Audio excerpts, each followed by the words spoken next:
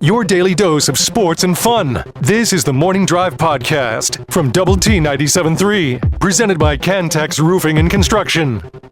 I'm Mike Hebert, owner of Cantex Roofing and Construction. Every day is game day, and we'll get it right when it comes to your roofing, construction, windows, and mirrors. Call Cantex Roofing and Construction today. Together, we are one serving you. On the Morning Drive, thoughts, comments, Yates Flooring Center chat line. Go to doublet973.com for that, or the mobile app. Something I saw yesterday, this kind of surprised me. I want to get your take on it. Michael Jordan is going to join NBC as a NBA part of their coverage as a special contributor. I guess he needed something to do. Yeah, I don't know what MJ's got going on. No idea. Maybe he just wants to be around the game. Yeah, that'd be my guess. Wouldn't guess that it's about him needing the money. No, I don't think so. Or maybe they've just begged and begged and begged, and so finally he just said yes. I mean, you see it says special contributor or whatever, right. So it's not like he'll be on every show probably. I wonder how this is going to work, because I have never really thought of him as a guy with a big personality. Yes, that was my thought too. Yeah, so I mean, obviously he knows the game and is one of the greatest players ever, and people will, respect what he says because they respect him. Mm-hmm. But don't know how that's going to go down, but it's interesting. When he did that deal 5 years ago during COVID, that kind of captivated everybody because nothing else was going on. He was glib, he was candid. Oh, he was. That's for certain. So I don't. Last Dance is what you're thinking of. Last Dance. Thank you. That was the name of that thing. But still, I mean, it was all about the guys that he played with and things like that. It was all about him. It was really what. Sure. But I guess my point was, I don't know how it'll be interesting to see how much he's followed the league to be able to comment on the guys that are playing now. Yeah, since he sold his team. Yeah, since he sold his team in 2023, he'd owned the Hornets for 13 years. So. Yeah, I just don't. I don't like look at this and be like, oh, what a perfect fit. Yeah, right. Yeah, I wonder how this is going to work. No, I am right there with you. That was exactly my thought as well. Hey, how about the Texas Tech men's golf team? They're off to a great start. At the Urbana Regional there in Illinois. One of 13 schools in action. Tech is the only program with all 5 of its players in the top 20. Round 2 will begin this morning at 8 a.m. They're in second place after round 1. At the Atkins Golf Club, the Red Raiders were 5 under as a team, led by Callum Scott's first round 3 under par 68. So he's off to a good start as well. He is tied for third with 2 others, trails the lead by 5. The guy that's in the lead is a guy by the name of Jackson Buchanan, who's -8.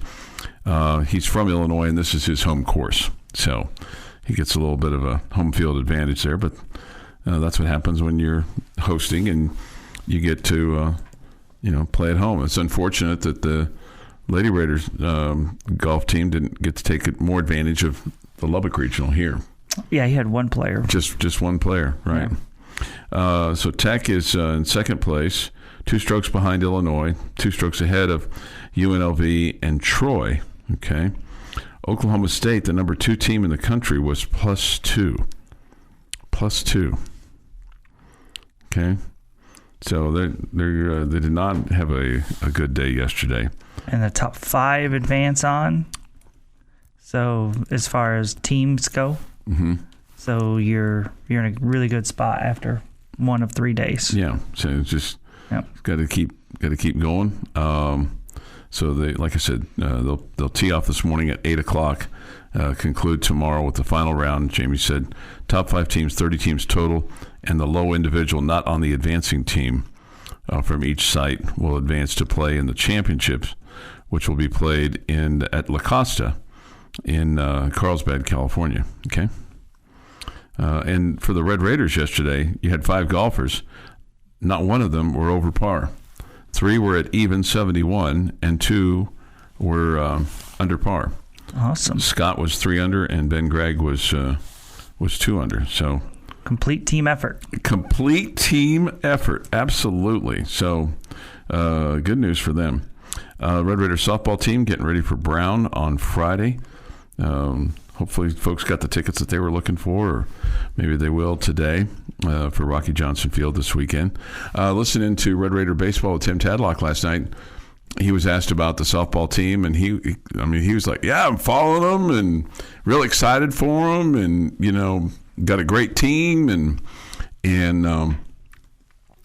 was all in on the softball. I mean, he's got his own program to worry about, obviously, but he's a fan too. Then they were talking, and you might know more about this than me. Well, you know more about this than me. So but it was just shocking to me when he's talking about like the number of scholarships on baseball teams and softball teams, and he was talking about how some of the softball teams that this Red Raider softball team will face might have upwards of 22 scholarships. Yeah, like maybe. And I think Tech has 15, I think. He said he thought his number was 11.47 or whatever, but you may be close. 7. Yeah, you might be closer to that. But still, the point was... They have a lot more than what Tech has. But, yeah. But what you've done with the NIL money for that for that program is, I'm sure it's taking care of that. Yeah. But I think the point was also just along the same lines of baseball and some of these other baseball programs. And, we've talked about the NIL disparity, but there's also, because of how you could do it right now, where you could fully fund, baseball programs with scholarships, it makes a big difference as well. Yeah, sure. So, at any rate, that was interesting conversation about the softball and their ability to shut the teams out there in the Big 12 tournament. And that's maybe the most amazing part about that run is they didn't give up a single run. In the Big 12 tournament. That's really cool. Yeah. So. That was fun to listen to yesterday. 6:40 this morning here on the Morning Drive. This day in sports history is next. A lucky local winning word, your chance to win $500. Who wouldn't want to win $500 today? I can't imagine anybody wouldn't. No. I mean, even the richest man in town might like to have an extra $500 in his pocket. Might be generous with it. Well, he's the one signing the check, so. Well, I mean, the richest man in town is, Guy down the hall. No, he's not the richest. He's the one signing the check. This is the Morning Drive Podcast from Double T 97.3, presented by Cantex Roofing and Construction. Today is May the 13th, 2025. With this day in sports history, here is Jeff McGuire. Starting in 1942, pitcher Jim Tobin belts 3 home runs in a game. Wow. Loses 4-3. No, I'm kidding. I don't know what the final score was. 1955. Mickey Mantle hits 3 consecutive home runs of at least 463 feet. There were some bombs, unfortunately, hit over the weekend, Sunday especially, by UCF. I think her choice say went 2 of the longest of the year. One was 443 feet. Yeah. By a UCF guy. 1958. Major League Baseball player Stan Musial is the 8th to get 3,000 hits. Shout out to Gus. 1960. Phillies lose their 3rd consecutive 1-0 game. A feat the Cincinnati Reds would tie later this year. Or earlier this year. 1983, Reggie Jackson is the first major leaguer to strike out 2,000 times. He would not be the last. And in 2015, former Red Raider pitcher A.J. Ramos gets his first career save, striking out 2 in a perfect 9th inning in a 5-4 Marlins win over the Dodgers. It is International Hummus Day and National Apple Pie Day. There you go. Because there's nothing I enjoy more than hummus and apple pie. Hummus and apple pie. Kind of fitting. Happy birthday, former Red Raider running back Taj Brooks. Turns 23 today. Okay. Awesome. Happy birthday, Tosh. Stevie Wonder, 75. Dennis Rodman, 64. Stephen Colbert, 61. Darius Rucker, also known as Hootie from Hootie and the Blowfish, is 59. And Barry Zito is 47. I just don't like Stephen Colbert. I don't care for him at all. Well, I'll sure to tell him. And on this day in 1846, U.S. Congress overwhelmingly votes in favor of President James K. Polk's request to declare war on Mexico in a dispute over us. Not the morning drive, but Texas. Under the threat of war, the United States had refrained from annexing Texas after the latter had won independence from Mexico in 1836. But in 1944, President John Tyler restarted negotiations with the Republic of Texas, culminating with the Treaty of Annexation.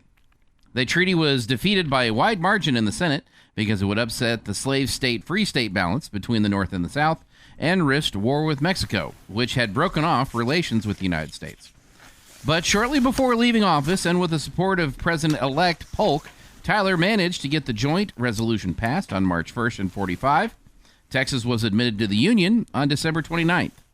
Now, we're going to sum up the 2-year Mexican War that was declared today. Where's the border for the United States, the southern border? Texas. The Rio Grande. Yeah. That's the border. Okay. Well, that's what we won in part of this. We also bought Mexico and New Mexico. We bought California and New Mexico for $15 million. It seemed like a good purchase. Yeah. Well, we got the 49ers out of it, so there's that. And that is this day's sports history. All right, that little indicator means it's time for your lucky local winning word. It's brought to you by the Home Zone, making your house a home, and Double T 97.3. All you have to do is enter the word I'm about to give you at DoubleTSportsNetwork.com. Click on the nice little fancy icon there and give us a little bit of info, and you could win $500 today, or if you don't win today, you could win on Thursday, or you could win next week as well. All the way up until June the 26th, we'll give away $2,500 that day at Soggy Dog, 50th and Frankfurt. But today, you have a chance to win $500 from the Home Zone and Double T 97.3. All you have to do is enter the word Padres. Padres, P-A-D-R-E-S. Padres. It's a National League day today for the lucky local winning word. Okay? Not every team in the National League, just select ones. So Padres is your lucky local winning word.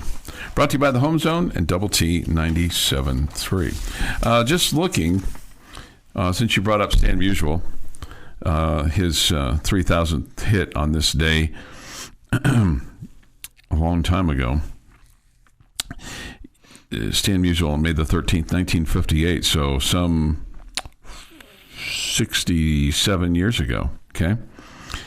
The last person, Jamie, to get to 3,000 hits was Miguel Cabrera. He did it on April the 23rd of 22. And then Albert Pujols did it on May the 4th of 2018. Here's the concerning thing. I'm beginning to wonder who's next and if we'll see one. Because here's the active leaders. Freddie Freeman has 2,308. Jose Altuve has 2,270.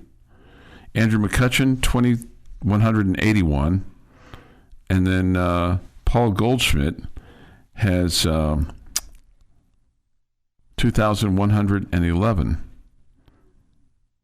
Do you think any of those guys get to 3,000? It's questionable. I could see where you would worry a little bit. Manny Machado? Yeah, Manny Machado is at 1,949. Feels like he could play for a while. Yeah. Even Bryce Harper's still quite a ways away. He's at 1,706. So, where you had that, for a period of time where it felt like you had a lot of guys getting to 3,000 hits, it wasn't you weren't littered with them, but like Jeter got his in 2011, Rodriguez in 2015, Ichiro in 2016, Beltran in 2017, Pujols in 2018. Then you had a 4-year time period before Cabrera gets to 2020 and 2022. He would finish with 3,174, but it just doesn't feel like that you're going to have kind of like 300 game winners on the pitching side. You may not see another one of those. That's sad. It is sad. Yeah, just the game is different now, but I don't know. Maybe it'll cycle back through differently, and that we will see guys, stick around and the game change a little bit, where it's not all about just trying to hit home runs, and so you'll see guys rack up more hits, and teams will figure out it's a different way to compete and different ways to do things. Yeah. We get this from the Yates Flooring Center chat line. Jeff, you are my favorite morning drive producer. Well, since Cody Stutes. Well, I know, but I mean, that's a long time ago. Mm-hmm. Yeah, Logsdon did a good job. Long time ago. Clint was pretty good for a while. Who? Clint. Guy hosting Tech Talk now? Gus? Wow. No, that's the guy that is the brains of the operation. Oh, okay. The brains of the operation. How many doctors we got on staff? Just the one. Just the one. Just the one. So when that's what you got, then that's what you got, right? So, all right. We will have Lubbock Cooper softball on the air for you on Thursday, as they'll be in action against Grapevine. They'll play in Graham. They'll play at 6 on Thursday, noon on Friday, and then Game 3 to follow from there. So lots of teams still involved in things from a baseball and a softball standpoint, including the Staccato Matadors. So, yeah, pretty cool that Cooper has both softball and baseball going, right? Yeah, right. This is the Morning Drive Podcast from Double T 97.3, presented by Cantex Roofing and Construction. A couple of reactions to the proposed rule changes with regard to men's basketball, and I got a couple for the Wibbin here in just a second. That's never been a fan of getting to advance the ball to half court. It's a lot like the runner on second in extra innings. For baseball, you're getting a free scoring opportunity without working for it. In a close game, you should have to advance the full length of the court, and the defense has the option to press or not. I feel like it just gives an opportunity for something exciting to happen when you push it to the half-court stripe. Yeah. Gives you a better chance. Yeah. I get the text. It makes some sense. I'm not saying that's crazy talk, but I don't know. It just gives you a shot. Yeah, it gives you a shot. Yeah, literally. If they want to limit these reviews, then limit how slowly refs can review a play. If a ref can't see anything within a minute or so, at least half the speed, then move on. Yeah, I'm kind of with you on that. Well, we know that they'll find something in a review that they were looking for, and then they've got to go figure out what the clock needed to be. They need to go figure out where the ball should be played. Sure. Like it's not just the review. Yeah. They're not just reviewing the play. They're getting the rest of the information they need. Does that take too long? Yes, but it's not just the review that does that. That what Jeff is describing there, that feels like something more in football where it's a bigger issue. Where they got to figure out where to place it, they got to figure out where the clock was, and all those things. Yeah, but there's a lot of times though that they're trying to figure out that shot clock and how many tenths of a second are left, or in the game clock as well. Yeah, I'm not saying it doesn't happen in basketball. I'm just saying that happens a lot in football. Yeah. On the women's side, it's interesting, and I don't know why this is the case. So if you're a coach and you don't have any timeouts, you can still make a challenge, unlike on the men's side. But if your challenge is overruled, then it's a technical foul, and the other team gets to shoot a free throw. Okay, that's interesting. That's a punishment. Yeah. You better challenge it if you're right if you don't have a timeout. Unless the game is close. Both sides of the ball, both men's and women's, have a ton of timeouts. Feels like between the media timeouts and the actual timeouts that you have. It's not very often that you see a coach that runs out of his timeouts when he wants one. Right. It happens. It definitely does. Right. Just ask Michigan. The other things on the women's side that I thought was interesting or was somewhat laughable. Eliminating the rule that jerseys need to be tucked in. Now, the person that was the head of the NCAA rules and chair and for this committee, Nikki Collins, she's not the fashionista for women's basketball. She's sweatsuit gal for Baylor, so maybe that's her rule. The other thing that I thought was interesting. What's your take on that one? I think you should have your shirt tucked in. I don't think there's anything wrong with having your shirt tucked in. In fact, this tournament, this international tournament that the Lady Raiders are going to go play in July, one of the rules is your jersey must be tucked in at all times. Wasn't that the rule here too? I think so. Yeah. Yeah. So it's not anything different. No, but I mean, it just. I was confused too. Yeah. But it was a specific rule. But I don't know. Maybe in international play, it's not necessarily. Maybe in Italy. I just don't like that it's called differently by different officials. Like, do it all the time, everybody all the time, or don't do it at all. Here's another one on the women's side. And get your take on this, Jamie. Allowing players to complete a jump stop when their feet land approximately at the same time. This will be a legal move and would not be considered a travel. Committee members believe this change can increase the accuracy on traveling rulings. Well, when you make a jump stop, you got to come down 2 feet together. Right. Yeah. So if they come down separate, I think it should be called a travel. Yeah, and that's what it says, on land approximately at the same time. I can't recall that this was a big problem. Yeah, I can't either. Okay. Yeah. This was... Of all the times I have seen that traveling should have been called, I can't think of one that was off of a jump stop. Okay. This one, allowing Inbounds defenders... plays I've seen where they inbound the ball and just start walking. Allowing defenders multiple one-hand, they call it hot stove touches, on stationary players. This was a point of emphasis this year on the women's side. On stationary players holding the ball or on a dribbler. These touches will be legal as long as they're not repetitive and not affecting the rhythm, speed, balance, and quickness of the dribbler or reroute the offensive player. Yeah. Makes sense. Yep. Makes sense. It's a contact sport. Yeah. But, man, I tell you... Now, if they're pushing you off your line to the basket... With that one hand, that's a different deal. But we sure saw a lot of that. And apparently there was an experimental rule in the WBIT that I was not aware of.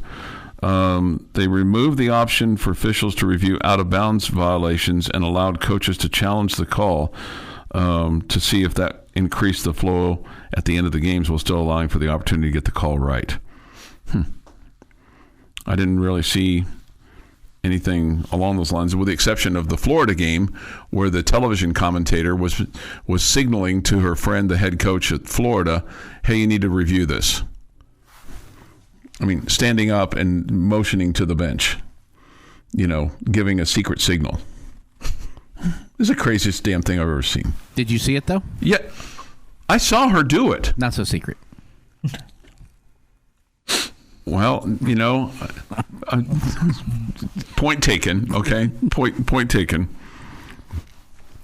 The one thing that I would like to see that we saw a number of times is on a shot clock violation, the play on or the stoppage of play. It seemed like that's inconsistent with officials. Yeah, if you see that the defense there is about to grab the ball, don't stop the clock. Yes. And throw it in. Right. If you see they're about to grab it, then let the play on. Let them play on. It seemed like we saw that a number of times, whether it was, the Lady Raiders had the ball and were about to make the defensive play, get a rebound or something along those lines, or vice versa, Plus it takes a rebound away from a kid. Yeah,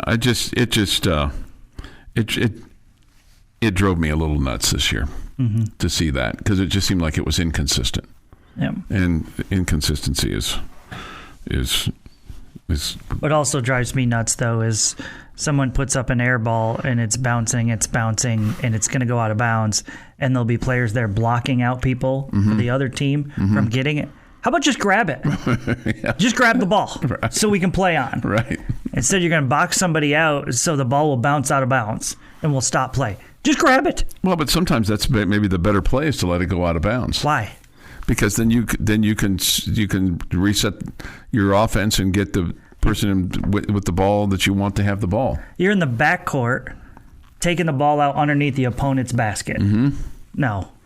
I grab the ball, play on. There's some times when I've seen that happen where it's like, yeah, okay, that's good. I mean, if it was like 2 seconds left in the game and you're setting up the game-winning, we're going to heave it to half court, then somebody's going to cut and all that, yes. That's not the situation we're talking about here. We're just talking about in the middle of the game, and players will box out rather than grab it. Just grab the ball. Yeah. Grab the ball. Give yourself a rebound in the stat column, too, but grab the ball and get up the court. That's no different than what you're talking about with the stoppage of play on a for a shot clock violation. Mm-hmm. All it does is stop play. Grab the ball so we can keep playing. Okay. All right. Well, like I said, I understand. Or you can have sometimes you have a missed shot and they just let it go out of bounds too. That's what I'm talking about. Yeah. Well, but I mean, you have the shot clock violation going out of bounds, and then you have just the missed shot going out of bounds too. Yeah, I know it is, but if it's difficult to grab it and you're going to fear that it's going to go off your fingertips and go out of bounds, don't grab it. Yeah. Don't box out the person from getting it all you want, but if it's an easy grab, just grab the ball. There's some of those times, yeah. I mean, it's somewhat subjective, I think, but I hear what you're saying. The Morning Drive podcast from Double T 97.3 is presented by Cantex Roofing and Construction. Jamie's question of the day on Double T 97.3 is brought to you by Connecticut of West Texas. All right, pretty simple question here involving Red Raider football. What position group battle intrigues you heading into the 2025 season? Wow. Battle. I guess I am intrigued by the, quote, running back battle. To see who's going to get the most touches. And I realize that there's different skill sets there that go with that. But I think running back for me would be kind of where I'm at. Just thinking about the new guy coming in from SC, the two guys that are coming back, how you're going to replace Taj Brooks, how much you're going to run the ball, how much you're going to throw the ball out of the backfield, pass blocking, all those kinds of things. Mm-hmm. I like Chuck's answer. I do. It was kind of one of the options I was debating with. So since he took that one, I'm going to take the other one. Kicker. And not in the same way, but and not as concern isn't the right word, but interest isn't the right. Maybe more interest, but it needs to be right. But I'm also not worried about it because I remember last year, and we were talking to Coach Perry, and we were in a press conference, and he asks if any of us can kick because none of the kickers had had a good practice for a while, and you missed one kick all year last year. So it's not a concern, but I'm interested to see where that's going to land. Did we ever last year during the spring see the kickers be as bad as they were in the spring game this year? No. Well, during the fall last year, during during the lead up to the season, did we ever see them be as bad? We heard, never saw. We heard those comments from Kenny Perry. Absolutely. Mm-hmm. Heard, never saw. I think there's reason to be worried about the kicker position. I mean, when they struggled as bad as they did in the spring football game. Mm-hmm. Yeah, I'm not taking last year into account because again, we saw from our own eyes it didn't look good. So I think kicker would be a good answer as well. But I think running back is a great answer. I think for me, and this is not an area of concern at all, I'm just intrigued by the battle is in the defensive line position because I feel like you're so loaded. And I'm just anxious to see which one of those guys ends up being – or guys, and by saying the defensive line, you can include your edge rushers and you can include your defensive tackles. But I mean, I think you're really talented in that spot. And I mean, and you've brought in Lee Hunter and Skylar Gill-Howard and Holmes from Houston, and those are obviously three guys that I feel like can be great players. So I'm just intrigued by the battle there of those guys. And again, it's not because I'm concerned by it. I just am really, I guess excited. Yeah, and you had some depth coming back from last year too. And I think I would say the same thing about the running back position. Mm-hmm. I'm not concerned about the running back position. I think you got a good amount of talent there. Mm-hmm. I'm intrigued by it. I'm interested just to find out who's going to be the lead dog. Yeah, because you've got, Jacoby Williams who comes back, Cam Dickey who comes back, and then, you've got Quentin Joyner, the transfer from SC, and all these guys are young, Dickey's a sophomore, and Jacoby Williams is a sophomore, and so same with Quentin Joyner. So, all those guys, and they each bring a little something different to the table. I get that, but I don't know. I just thought that was that's just what stood off to me. But it's a fun position for me because I do think you have talent there. Mm-hmm. And I think Jeff's right. I think you got a kicking problem. I didn't say problem. I specifically didn't say problem. I know. I'm not going to say it's a problem, but I don't think that there's not a lock answer. I don't think that you're crazy if you're concerned. Mm-hmm. No, I don't. As bad as they kicked in the spring game. Yeah. And the guy that, like you said, Jeff, he questioned whether they were going to be good or not, and you missed one kick all season long. Mm-hmm. That guy's gone. How many guys on the roster have made kicks? Not a bunch. Yeah. I'm interested. I'm not, because of that event last year, I am hoping and thinking that the spring game that we got to see, where we did not see a successful kick for a very, very long time, was the anomaly as opposed to the rule. Yeah. Well, you're allowed to have a bad day at practice. Well, but when we have bad days on air all the time, so it would be rude to say they can't have one in practice. Yeah, but us being wrong and kicker being off, or the ramifications are substantially greater. The kicker being off versus us being off. Depends how far we're off. We could get fired. Remember, we're all just penciled in. There's no doubt about that. But the other thing to remember, our availability and our ability to get up, come to work in the morning. Every single one of us has had somebody fill in for us. But consistently, our availability is our maybe best ability. But I think just the fact that they're still kind of searching around for a kicker kind of also leads you to believe that they're not alone in thinking that there's a little bit of a challenge there. Yeah, and that they're willing to upgrade or feel like there's an opportunity. It'd be great not to have to rely on the kicker as much as you did last year, because there too many times it felt like that you bogged down when you got into the red zone and you had to settle for a field goal. I was looking. We were talking about the Colorado game a little bit yesterday. You got out to a 13-0 lead in that game. But the problem is that you had to kick too many field goals. If you'd had touchdowns, not saying that would have been the difference. It just would have made it harder for them to come back. A lot of things were wrong in that game. Yeah. And that wasn't the only game where you were, had to settle for field goals. Defense gave up a lot of points. No doubt. You're making sense with what you're saying about not getting sevens, officiating, questions there. There was a lot in that game.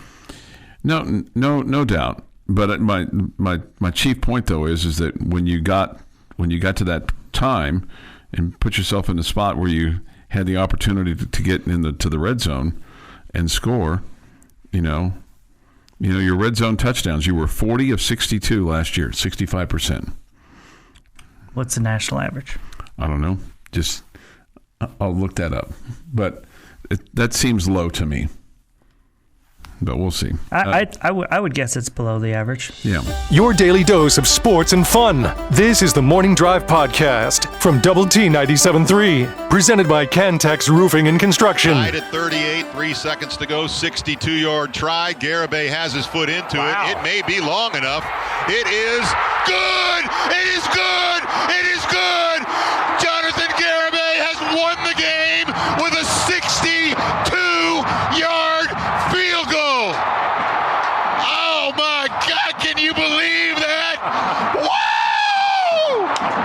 Yeah, baby.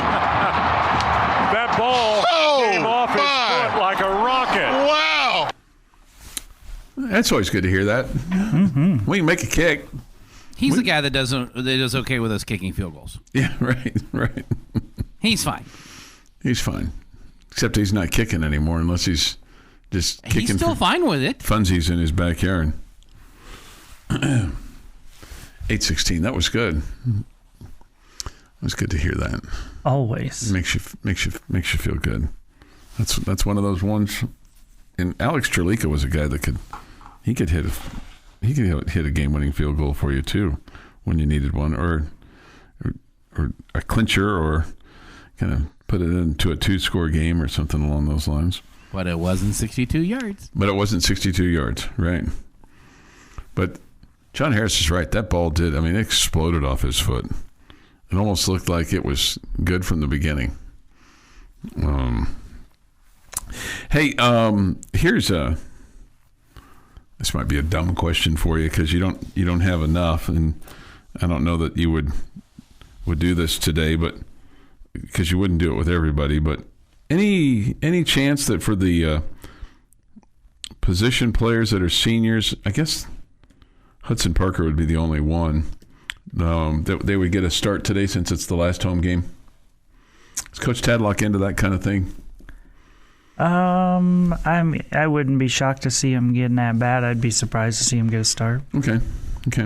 I mean, you would expect Peyton Schultz to get a start, and Robin Villeneuve to get a start because those guys have been starters for you. So, and then a couple of other seniors on your roster. Carson Baugh, a left-hander, and Jack Siebert. I wouldn't expect Jack Siebert to get in today at all. I would be shocked. Yeah, I mean there's no win for that because you need him in Provo, and you're going to play a little bit earlier in the week than normal. You could play on Thursday. Hey, would you imagine that everybody just moves up a day? Yeah, I would guess so. Mac Ewer would go on Thursday, and yeah, I would guess blah, so. blah, blah, blah, blah. Okay. Yep. Tyler Boudreau on Friday, and then Zane Petty on Saturday. Yeah, that'd be my guess. Okay. No reason to mix it up now, I guess, right? Mm-hmm. Would you of the three?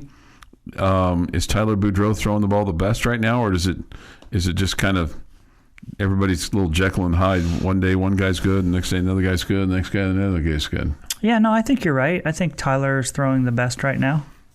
Yeah, and it's kind of it's been a coin flip with the other two recently, but Tyler's last 3 starts have been really good for. I feel like he's got extended innings out of him and stuff like that. Okay. Yep. That's not to say that the others haven't been better at other times during the season, because they definitely have. But right now, I think Tyler's pitching the best. So, what kind of improvement can you make this week, or do you need a lot of help to help your seeding? I mean, with regard to the Big 12, you got West Virginia's at. Well, you could finish anywhere from 7 to 11. 7 to 11. Okay. So at this point, you're probably just looking for a little momentum, right, going into the Big 12 tournament. Yeah, consistency. Because West Virginia's at 19-6. My guess is they've clinched at least a tie. Yeah, I'd have to look at it. Then Arizona State, then Kansas and TCU. I think at this point for the Red Raiders, Chuck, I mean, I don't even know if momentum is a thing. Okay. I mean, it is 100% about your starting pitchers giving you a shot. And I shouldn't say 100%, but it is a large part of it. And then, I mean, your offense was pretty quiet this weekend too for the first 2 games. Yeah. And you scored a total of 6 runs in those 2 games, and then you scored 6 in the final game. So your offense didn't really light it up this weekend either. But and can you, there's sayings, you're only as good as the next day's starting pitcher, and momentum comes from your starting pitcher, all those things. That's what it feels like to me. Okay, so here's a random question. Some might call it stupid or You don't have to preface every question with that just asked. Probably not, but I mean, is there... Okay. Maybe it's a good question. It might be. This might be a good question for you. Okay, so you know how like when a kid gets called up to the majors, it feels like when they're a pitcher, because the batters haven't seen that pitcher before, that it feels like that the pitcher has an edge, right? At times they do. At times they don't because they're so nervous and the game's going so fast from that first time. But at times it does. It feels like it. Is there anybody on this pitching roster? Is there a hidden gem that maybe, let's just dare to dream a little bit, because the leash might become really, really short for these starting pitchers when you get to the Big 12 tournament. And so in other words, like, hey, man, if you don't got it, then you ain't going to stay in there to figure it out because we're going to put somebody else in there. But is there... Single elimination. There's no... I mean, you got to do everything you can just to stay alive. Right. Especially when you're a team that needs to win it to get to the NCAA tournament. Mm-hmm. If there was a hidden gem on the team, Chuck, I would be frustrated that he's still hidden. Okay. Yeah. I think that's... Because it seems like we've needed more pitching. Mm-hmm. So I just didn't know if there's anybody... Quit hiding them and let's throw them out there and let them pitch and help. I didn't know if there's anybody down on the farm or anything, that has been thrown on the side that all of a sudden is like figured it out. Like a crafty left-hander.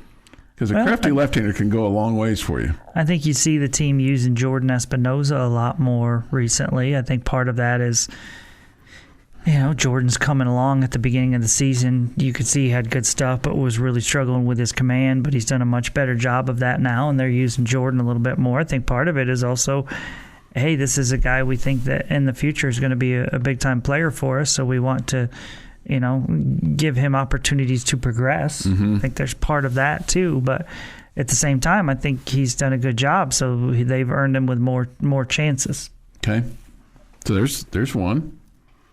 I wouldn't call him a hidden gem though. I just again, I don't know why we'd be hiding anything. You're 18 and 30. I know. It's sometimes you can't see the forest for the trees. Sometimes. Maybe there's like somebody over there. It's like it's been really working hard, and all of a sudden it's like, light switch goes off in his head, and like, I figured out my, I think fastball. I figured out my curveball. I figured out my slider. Well, we've seen a bunch with these young pitchers that are rough their freshman season or maybe even their sophomore season. And then it comes on. For example, you look at a young kid like Logan Addison, who's a new home kid who's on the roster, and he's only pitched once this year. I wouldn't tell you that the coaching staff has given up on him. They just feel like he's not been quite ready yet, and they feel like there's potential for the future for him. And he's going to go, I'm sure, this summer. If he hasn't gone already, maybe he's gone already, and off to a California Collegiate League, and he's going to pitch a bunch there or wherever he goes. I don't know which league it is. But anyways, he'll pitch a bunch, and hopefully those innings will help him, get more experience, and he'll be better next year. Again, the list of guys that have struggled or played sparingly as freshmen here and then end up being good players for you 2 years later is large. So, that's a long list. And this is a young team, too. I think maybe sometimes we forget about that. Yeah, there's some youth to it, but there's plenty of veterans as well. Mm-hmm. And I think, if you were to ask me what's been the biggest problem with this team this year, or what's gone wrong the most, it's just some of the veterans that you needed. You got to have your dudes play well. Yeah. And I think some of the dudes didn't play well enough. Gotcha. And they haven't been consistent, and that's why you're in the situation that you're in. This has been the Morning Drive Podcast, presented by Cantex Roofing and Construction. Check out our library of Double T 97.3 podcasts at doublet973.com.